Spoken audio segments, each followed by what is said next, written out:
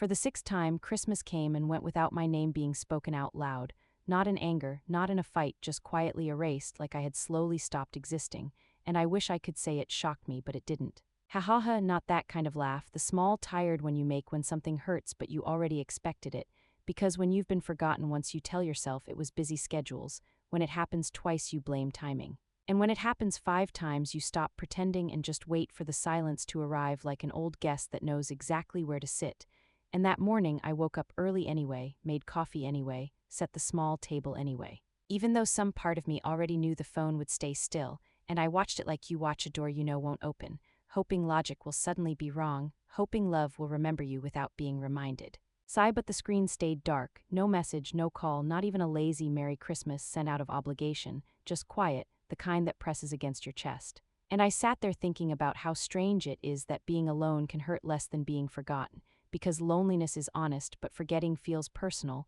and this wasn't the first time, that was the part that mattered. This wasn't some misunderstanding, this was the sixth Christmas where plans existed somewhere else, and I wasn't part of them, not postponed, not rescheduled. Just skipped over like a name on a list someone decided they didn't need anymore. I remember staring at the clock thinking maybe they were waiting until later, maybe dinner hadn't started yet. Maybe someone would remember at the last minute, because hope is stubborn even when it embarrasses you, but hours passed, morning turned into afternoon, and the silence didn't even bother pretending, it just sat there calmly, confident. Like it knew I wouldn't cause a scene, because I never did. I was always the easy one, the flexible one, the one who understood, the one who didn't want to be a burden, and that word had followed me quietly for years. Even when no one said it out loud, and I think that's when it hit me, not as anger, not as sadness, but as clarity, that this wasn't about a holiday anymore, it was about how easy it had become to leave me out without consequence. How normal it felt for them to move on without checking if I was standing still. And when you realize that, something inside you shifts, not loudly, not dramatically, just enough to make you stop waiting,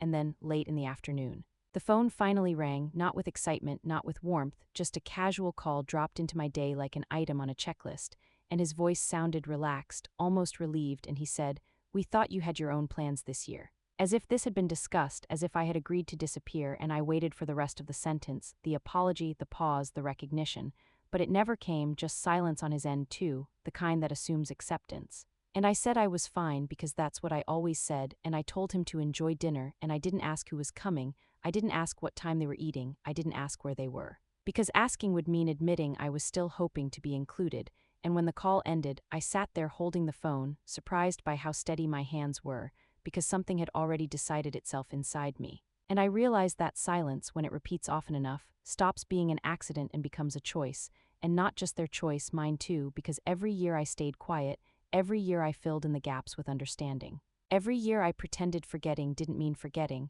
I was teaching them what was allowed, and that realization hurt more than being alone ever could, ha ha ha, again that small laugh. The one that comes when you see something too clearly to unsee it, and I thought about the house around me, the same walls that had seen birthdays, arguments, laughter, grief, the place where I learned how to sleep alone after my husband died. The place where I had rebuilt myself quietly without asking anyone to notice, and I knew then that I wasn't fragile, I was just tired of being quiet in ways that cost me pieces of myself, and I didn't cry, not yet. There would be time for that later, but I did sigh, long and deep, like I was finally letting go of something heavy I'd been carrying without realizing it, and that was the moment I understood this wasn't about Christmas dinner. It was about access, about assumptions, about how easily my presence had been replaced by my availability. And as the light shifted across the counter and the house settled into evening, one thought stayed with me, calm and certain. And it changed everything that came after, because I knew, without anger and without noise, that this would be the last year I waited to be remembered.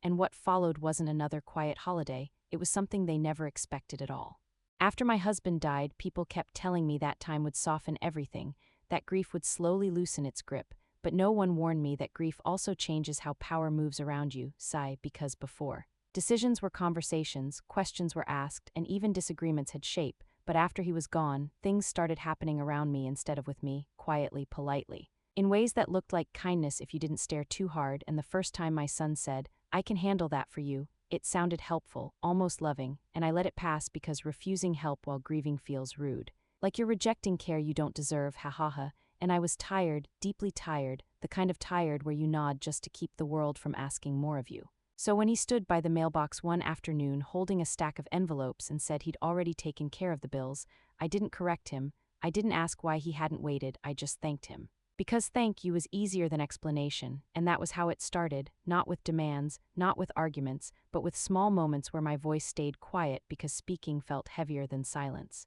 And then his wife began coming by more often, always smiling, always gentle, always touching my arm when she spoke as if we shared something delicate. And one afternoon she sat at my kitchen table with a folder already open and said, "We should get your papers organized just to make things easier later." And later sounded harmless until I realized she never said for who. And when I asked that question lightly, trying not to sound defensive, she laughed it off and said, "For everyone," and my son nodded beside her like this was obvious, like this had already been decided somewhere without me. And I remember thinking how strange it was that something could feel both kind and intrusive at the same time.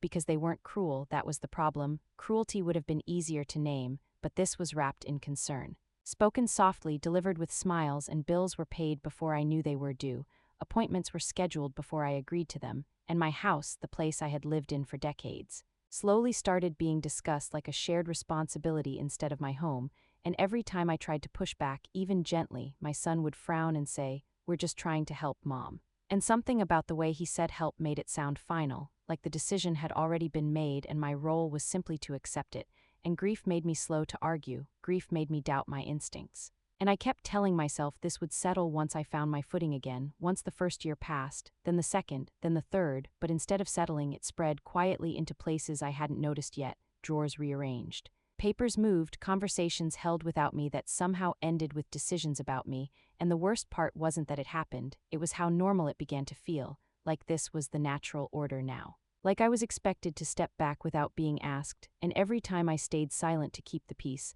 I felt something inside me fold just a little more, ha, not the funny kind. The kind you do when you realize you've been shrinking to fit a space you never agreed to live in, and I told myself they meant well, because believing that was easier than admitting I was slowly being sidelined in my own life. And I didn't see it then, but help had stopped asking permission, it had started assuming consent, and that shift is dangerous because it doesn't announce itself. It creeps in through kindness and settles into routine. And by the time you notice it, you're already being told what's best for you by people who stopped listening to you a long time ago. And I remember standing in the hallway one day, watching my son explain a decision he had already made about my finances, and realizing he wasn't checking with me, he was informing me, and when I hesitated, he sighed like I was being difficult. Like my hesitation was an inconvenience instead of a right, and that's when I felt it, not anger, not sadness, but something colder, something clearer, the understanding that when people believe they are entitled to manage your life, they stop seeing you as capable and they start seeing you as something to be handled,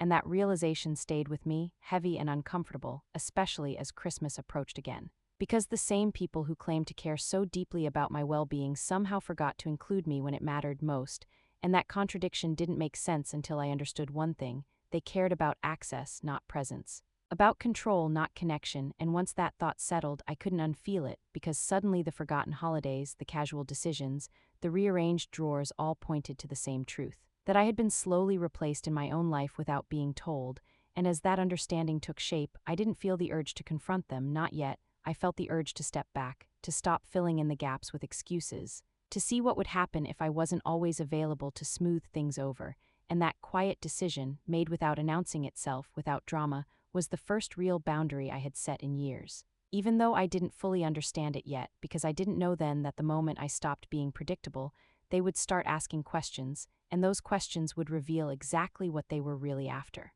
Some things feel harmless until you realize how much they can unlock, and the spare key was one of those things, something given years ago when life was different, when my husband was still alive, when emergencies felt real and rare instead of convenient excuses, and back then it made sense, I even remember teasing him about it, saying nothing ever happened in this neighborhood, that we were safe, that a spare key was just another thing to lose, but he insisted, said it was about peace of mind, and after he died, I kept that key where it was because changing it felt like erasing something. And grief makes you hold on to strange details, even ones that no longer serve you, and at first the key wasn't a problem, not really. My son would come by occasionally, always saying he was nearby anyway. Always already halfway through the door by the time he mentioned it, and I didn't stop him because stopping felt unnecessary, because I trusted him, because trust doesn't usually check for consequences. And his wife followed not long after, comfortable in a way that felt flattering at first, opening cabinets, standing in the kitchen like she belonged there, laughing and saying things like, "I hope you don't mind." Even though her hands were already moving, and I told myself it was fine, that this was what family did, that I was being sensitive. Because after loss, you question your reactions more than you question other people's behavior. And the visits became frequent enough that they stopped feeling like visits at all. They felt like entries, casual and unannounced, and the phrase, "we were already nearby," became a kind of permission slip, something said after the fact. Like explanation could replace consent, and I noticed small things first: drawers not where I left them, papers stacked differently, a chair moved just enough that I paused before sitting, and each time I noticed, I hesitated, wondering if it was worth mentioning, and every time I decided it wasn't, because correcting someone over something small makes you feel petty, and I didn't want to be that. I didn't want to be difficult. I didn't want to be seen as ungrateful for help I never asked for, and that's how it grows, not with big moments, but with small ones you ignore because they seem too minor to matter. Until one day you realize they've added up to something heavy, and I remember coming home one afternoon and finding the hall closet emptied and reorganized, my things grouped in ways that didn't make sense to me. And when I asked about it, my son shrugged and said, "We figured this was better, you don't really use half this stuff anyway." And he said it casually, without malice, like the decision was obvious, like my habits were outdated information. And I nodded because disagreeing felt like starting an argument I didn't have the energy to finish. Ha ha ha, that tired nod, the one that trades truth for quiet, and his wife smiled and said, "We're just trying to make things easier for you." And easier sounded kind until I realized easier for them and easier for me weren't the same thing, and it wasn't just the physical space, it was the way they talked about the house. About my things, about my life, like it was slowly becoming a shared project instead of something I still owned, and the spare key sat quietly at the center of it all, never mentioned, never questioned, always assumed. Because once someone has access long enough, they stop seeing it as borrowed, they start seeing it as theirs, and I didn't notice when that shift happened, only that it had, because one afternoon his wife laughed and said, "We should probably make copies of this key just in case," and she said it like a joke, but something in my chest tightened, not enough to speak up, not enough to cause a scene, just enough to remember later. Sigh, and I told myself I was imagining things, that grief was making me suspicious, that family didn't mean harm, and I repeated that to myself every time they came in without calling first. Every time they opened something without asking, every time they decided something before telling me, and I filled in the silence with excuses, with patience, with understanding, because understanding felt like love even when it cost me. And then Christmas came again, and I was forgotten again, and suddenly the spare key didn't feel harmless anymore. It felt symbolic, like a quiet reminder that even when I wasn't included, even when I wasn't invited, even when I wasn't remembered, access to my space was still expected, still automatic, still unquestioned, and that contradiction sat heavy in my mind. Because how do you ignore someone's presence but assume their door will always be open? How do you forget a person but remember the convenience they provide? And I started to see the pattern more clearly then. How my absence didn't interrupt their plans, how my silence made things smoother for them, and how the spare key was less about emergencies and more about entitlement, about knowing you could enter without resistance. And that thought followed me quietly, growing louder every time I replayed moments I had brushed off before, the unannounced visits, the moved papers, the decisions explained after they were already made, and I realized something uncomfortable. That by staying quiet, I had trained them to believe this was normal, that access didn't need permission, that my life was open for management, and that realization hurt, all not because they had crossed a line once, but because I had allowed that line to blur for so long, and by the time I truly saw it, the spare key wasn't just a key anymore, it was a symbol of how easily my boundaries had been replaced by assumptions. And as that understanding settled, I didn't feel the urge to demand the key back right away, not yet. I felt the urge to step out of the pattern entirely, to see what would happen if the door stayed closed simply because I wasn't there. And that quiet curiosity, mixed with a growing sense of resolve, stayed with me as I made a decision that felt small on the outside but powerful on the inside.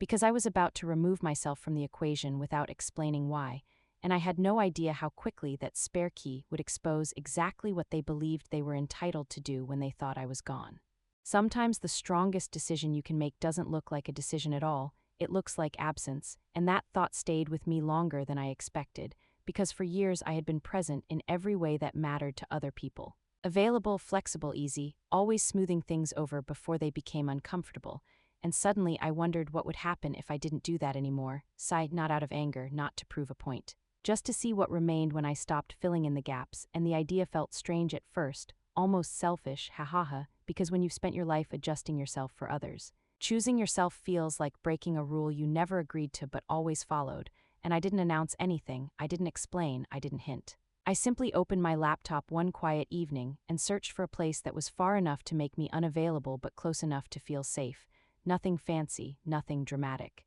Just a small cabin meant for people who needed quiet more than comfort, and when I clicked book, I felt a pause in my chest, not fear, but relief, like I had finally stepped out of a room where the air had been slowly thinning. And the strange thing was how easy it was, how no one noticed right away because no one was checking, and that realization landed softly but deeply,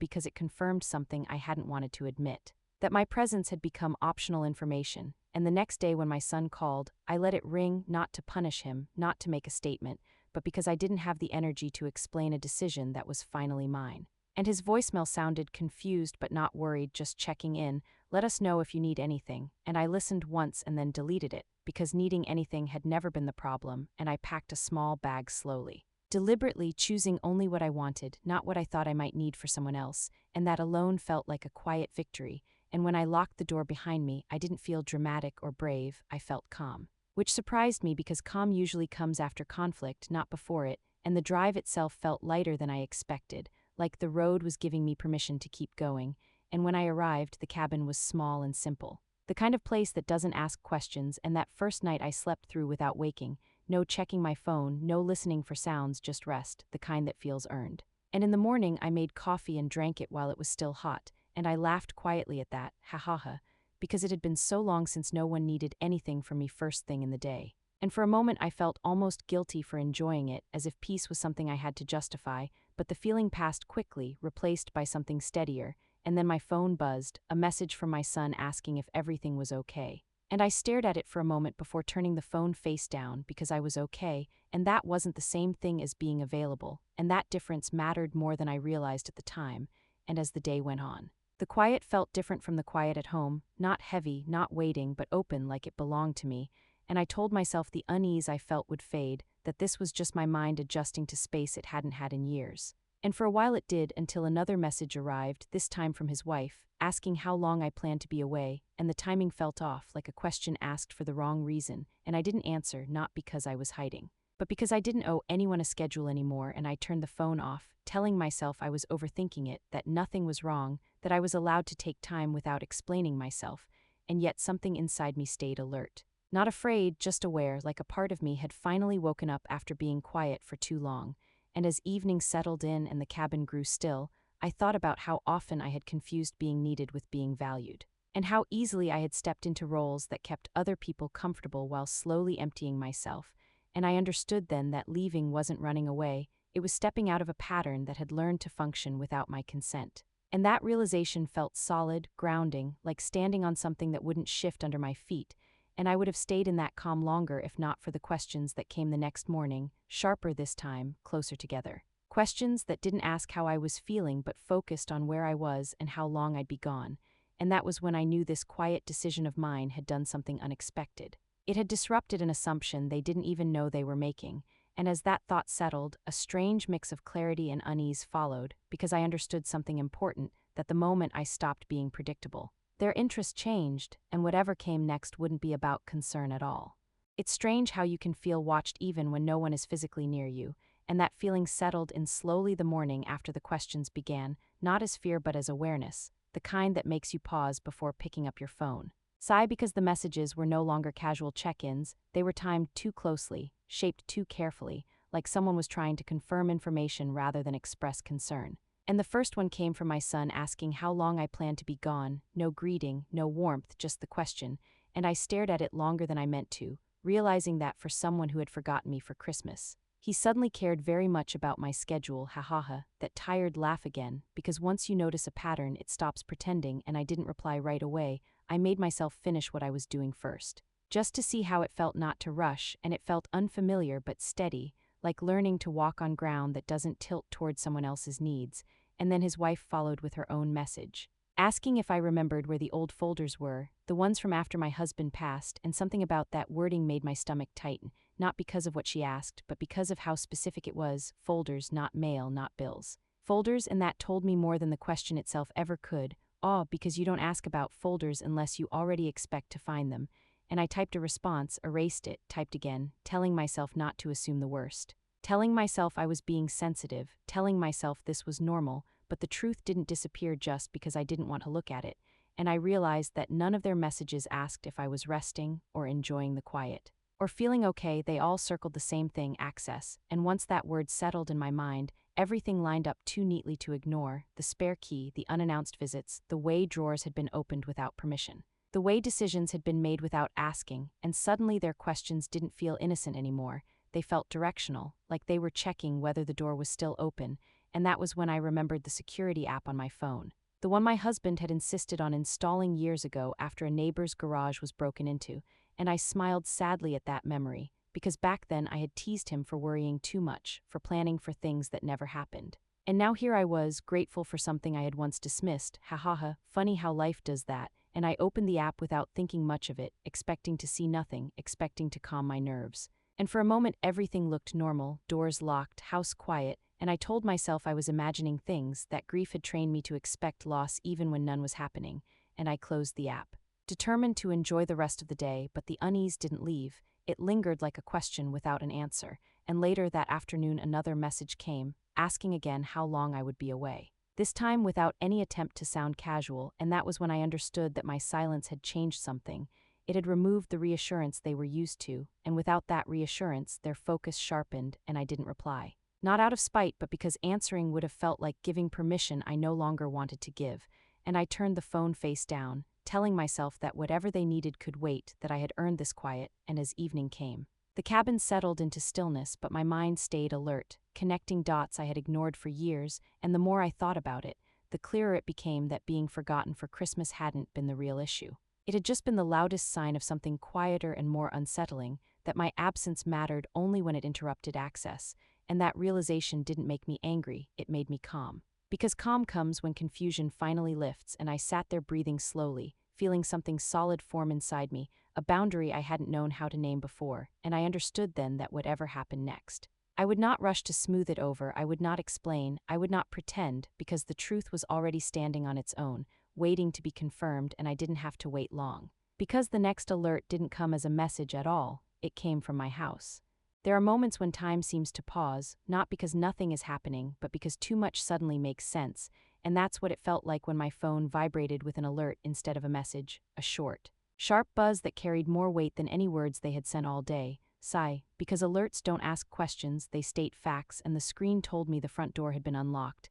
and for a second I stared at it, convinced it had to be a mistake, some glitch, some delay in the system, because I was hours away and I hadn't touched that door, and I almost laughed it off, ha ha ha, the nervous kind, the kind you use when reality feels just slightly wrong. But something made me open the camera anyway, maybe instinct, maybe that quiet part of me that had stopped ignoring patterns, and the moment the video loaded, my chest tightened, not with fear but with recognition, because there he was. My son stepping inside like he belonged there, coat still on, keys already sliding back into his pocket, moving with the confidence of someone who expected the house to be empty, and his wife followed right behind him, phone in her hand. Eyes scanning the room like she was checking items off a list, and neither of them hesitated, neither of them paused to look around, because pausing is what you do when you're unsure, and they were anything but unsure. And I watched in complete silence as they walked through my hallway, the one I had walked through every day for decades, the one where height marks still lived quietly on the doorframe, and his wife spoke first. Her voice faint but clear through the speaker, asking if he had checked the study, and he answered without looking up, saying it wasn't there, and they moved together with practiced ease, not like guests, not like people checking in, but like owners inspecting a space they believed was temporarily unattended, and I felt my hands go still in my lap, awe not shaking, not frozen, just still, because when shock passes quickly, what's left is clarity. And clarity is heavy, and they opened drawers I hadn't touched in months, cabinets I hadn't invited them to open, and she frowned slightly, annoyed, not guilty, and said the papers must be somewhere else, and he replied calmly, suggesting another place, and they spoke in that casual tone people use when they assume they have the right to be there, and then he said something that settled everything inside me, something simple and careless. Something that revealed far more than any argument ever could. He said she probably didn't tell us she was leaving, and his wife answered without hesitation that she never does, and that sentence landed hard, not because it was cruel, but because it was certain, because it carried the confidence of a pattern they believed they understood, and I sat there listening, realizing that in their version of the story, my silence wasn't mystery, it was expectation, my absence wasn't concerning. It was convenient, and I watched them move deeper into the house, checking the filing cabinet, flipping through folders quickly like time mattered, like they were looking for something specific, and when he mentioned my husband's name casually, like a reference point instead of a person, I felt something in my chest tighten and then release, because whatever illusion I had been holding onto about intentions dissolved in that moment, and I didn't interrupt them. I didn't call out through the speaker, I didn't press any buttons, because interrupting would have given them the comfort of explanation, and I didn't want explanations, I wanted truth, and they were giving it freely without realizing it. And as they stood in my kitchen, the place where I had hosted holidays until I stopped being asked, scrolling through phones, opening drawers, behaving like time was on their side, I understood something with painful clarity. That being forgotten for Christmas had been the smallest part of this. The real issue was that my absence had been treated like permission, and that understanding didn't make me cry, not yet. It made me quiet in a new way, a deliberate way. Because I saw then that whatever conversation came next wouldn't be about feelings, it would be about boundaries, and boundaries don't need volume, they need certainty. And as I watched them move through my home without a trace of worry, I felt the last of my doubt fall away, replaced by something solid and calm, because once you see how people act when they think you're not watching, you can never pretend again, and I knew then that the moment they walked back out that door, everything between us would already be different. There is a moment when anger could take over, when you could interrupt, confront, demand explanations, but I didn't feel that urge at all, and that surprised me more than what I was watching, because instead of rage, I felt something quieter and heavier settle into place, like the final piece of a puzzle you didn't realize you'd been solving for years, sigh, and I kept watching, not because I enjoyed it, but because I needed to understand what they believed when no one was correcting them, and my son sat down at the kitchen table, scrolling through his phone as if he were waiting for something to load, not nervous, not rushed, just comfortable. And his wife stood at the counter opening a drawer, closing it again with mild irritation, and she said she must have moved it somewhere else, and he replied calmly that it was probably in another room. And the way they spoke told me everything I needed to know, because they weren't worried about crossing a line, they were mildly inconvenienced that the thing they wanted wasn't where they expected it to be, and then he said it. The sentence that ended any doubt I still had, he said she's been scattered lately, and it was said casually without frustration, like a diagnosis that explained everything, and I felt a sharp sting at that word, not because it was cruel, but because it was dismissive, because it reduced years of competence, of responsibility, of strength, into a convenient label that made their behavior seem reasonable. Ha ha ha, that dry laugh slipped out of me before I could stop it. Because once someone decides you're scattered, they stop asking for permission, they start acting for your own good, and his wife nodded like it made sense, like it justified what they were doing. And in that moment I saw the story they told themselves, that they weren't intruding, they were managing, they weren't overstepping, they were compensating, and I realized how often I had protected my son from discomfort by staying quiet. How many times I had explained his behavior to myself so he wouldn't have to, and how that protection had slowly taught him that I would always adjust, always absorb, always make room. And I didn't interrupt them because I didn't want to give them the relief of defense. I wanted to see how far certainty went when it wasn't challenged, and they kept talking, mentioning my husband's habits, where he used to keep things, speaking as if my home existed more in memory than in the present, and that told me something important, that in their minds the house wasn't fully mine anymore, it was something inherited in stages, something already halfway claimed. And I felt a quiet grief then, awe not just for the invasion, but for the realization that this shift hadn't happened overnight, it had been building slowly, every time I chose peace over clarity. Every time I stayed silent to avoid conflict,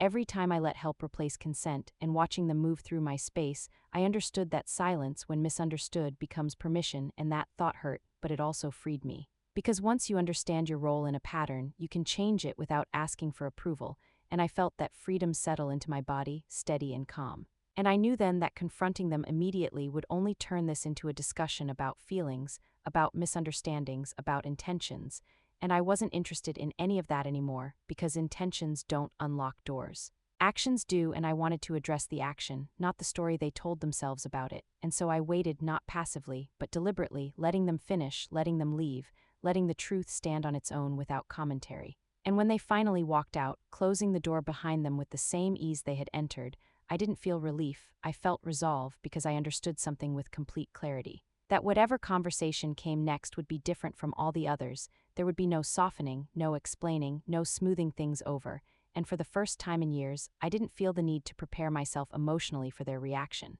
because the decision had already been made inside me, and when I finally saw them again, it wouldn't be to ask for understanding, it would be to set a boundary they wouldn't be able to ignore. When they arrived later that day, it didn't feel dramatic, it felt inevitable, like a scene that had already played out in my head and was now just catching up to reality, and my son came in first, shoulders slightly tense. Eyes searching my face the way they do when someone is trying to measure how much trouble they're in before speaking. Sai and his wife followed a moment later, composed, calm, holding her bag like a shield. And she smiled politely and said she hadn't realized I'd be back so soon, and something about the word realized made me exhale slowly, because it confirmed what I already knew, that my return had disrupted a plan, not a worry. And I told her I hadn't announced my schedule, and my voice sounded steadier than I expected, not sharp, not defensive, just clear, and my son cleared his throat and said they were only checking on things, making sure everything was okay, and I nodded once and said I knew, and that was when the room shifted, not loudly, just enough for them to feel it,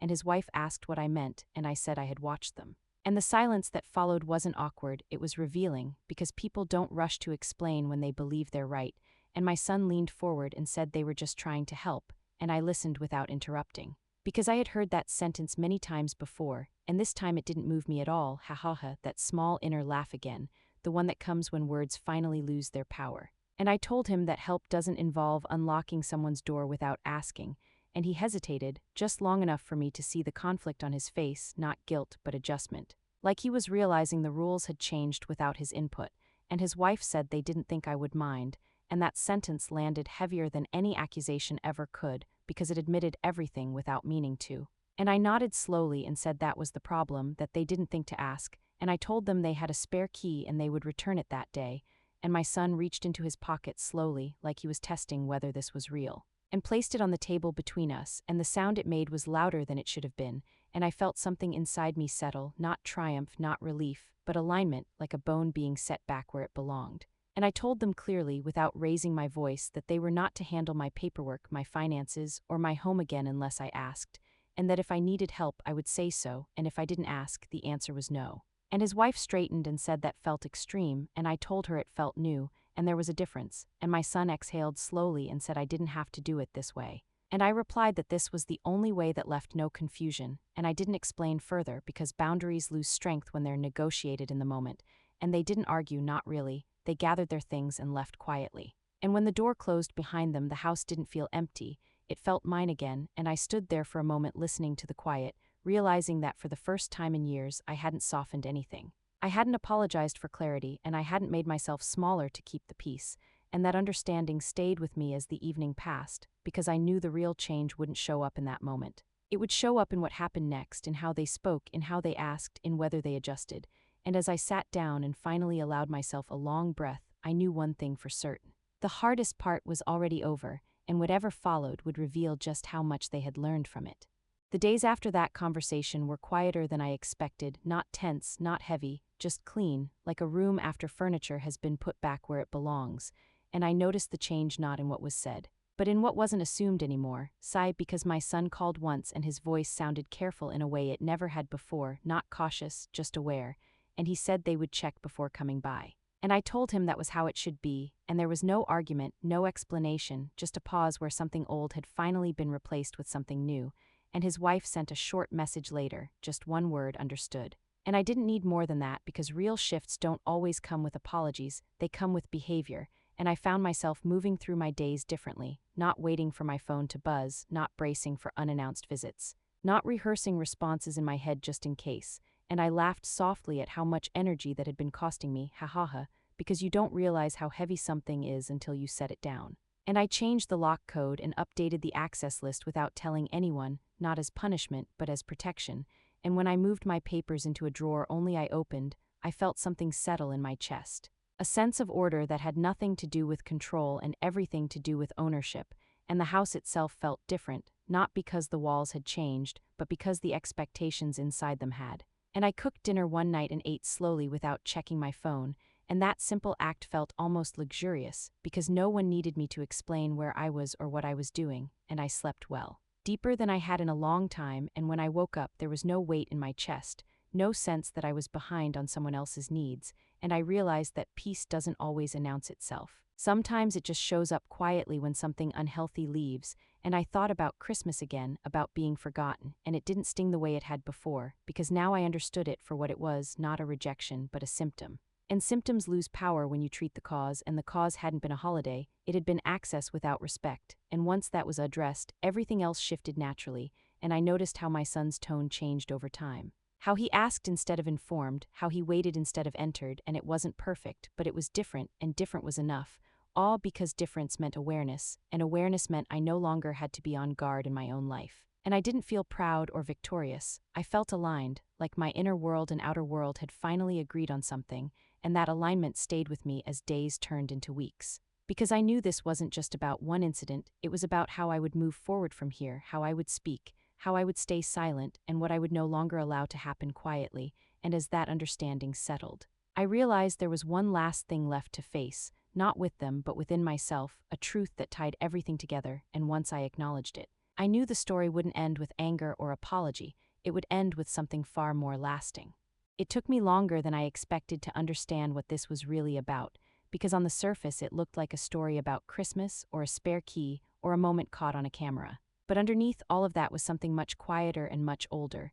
the slow erosion of dignity that happens when you keep explaining yourself to people who stopped listening a long time ago, sigh, and when I finally saw that clearly. I didn't feel bitterness, I felt relief because clarity is lighter than confusion, and I realized I hadn't been asking for too much all those years, I had been asking the wrong people, and I laughed softly at that. Ha ha ha, not because it was funny, but because it was freeing, because once you stop trying to be understood by those who benefit from misunderstanding you, life becomes simpler, and I stopped replaying conversations in my head. Stopped wondering if I had overreacted, stopped shrinking my needs to fit someone else's comfort, and the strange thing was how little resistance there was once I stopped negotiating, how quickly the world adjusted when I stopped bending. And I thought again about that sixth Christmas, about the quiet kitchen, the untouched coffee, the phone that never lit up, and I understood then that being ignored had hurt because I was still offering access, still waiting, still open. And once I closed that door, not with anger but with intention, the pain lost its grip, all because pain feeds on uncertainty and certainty starves it, and I didn't get an apology, not the kind you imagine in movies. Not the kind that wraps everything up neatly, but I got something better. I got my life back in small, ordinary ways, in peaceful mornings, in quiet evenings, in the knowledge that my presence was no longer optional information. And I didn't need to punish anyone or make them feel small, I just needed to stop making myself smaller, and that was the real gift I gave myself that year, not an invitation, not a phone call, but the decision to value my own space, my own time, my own voice. And if this story stayed with you, if any part of it felt uncomfortably familiar, then maybe you've been quiet for too long too. And you deserve more than access without care, so take a moment, subscribe for more stories like this, because sometimes hearing someone else say it out loud helps you finally say it to yourself. And as for me, I didn't get a Christmas invitation that year, but I got something far more lasting, something no one can take without permission again, my dignity, intact and unquestioned, and that is one thing I will never give away quietly ever again.